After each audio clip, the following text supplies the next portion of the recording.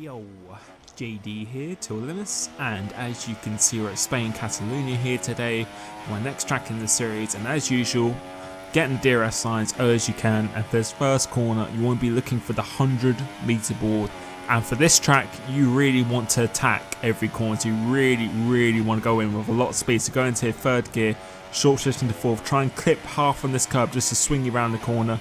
As the curb finishes on the outside, that's your turning in point, 6th gear, completely fat out. And for this corner, just before the shadow, that's your braking point, turning in, short shift very quickly into 4th gear just to minimise the wheel spin. Keep it in middle of the track. As you hit the curb there, that's your turning point, 2nd gear just to get an extra bite, short shift into 3rd to minimise the wheel spin.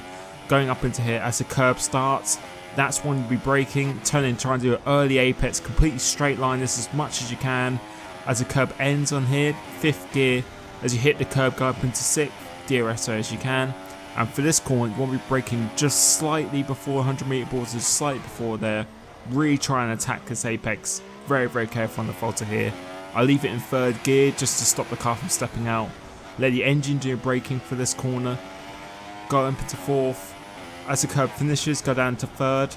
Just before the shadow, that's when you brake, really attack this corner, trying to hit both of these curbs, short shifting through the gears, making way to the line, getting DRS as you can, and we've managed to do a 1:20.1 here today, and that felt like a really good lap.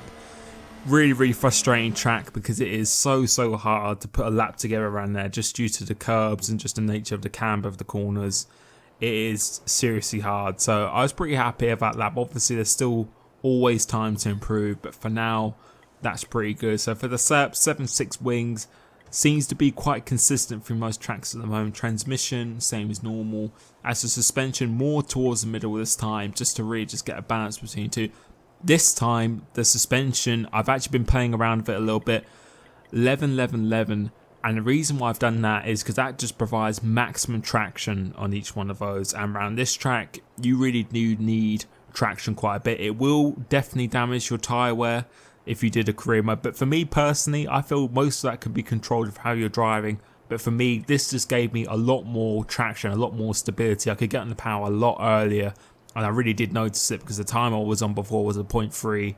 I improved it by about 2 tenths or something like that, so that really did make a difference for me. For the brakes, pressures, ballast, same as normal. So we'll be able to see here now, currently #1 in the world by about 4 or so tenths at the moment. No assists as usual, so hopefully you enjoyed that video. Next video will be Monaco.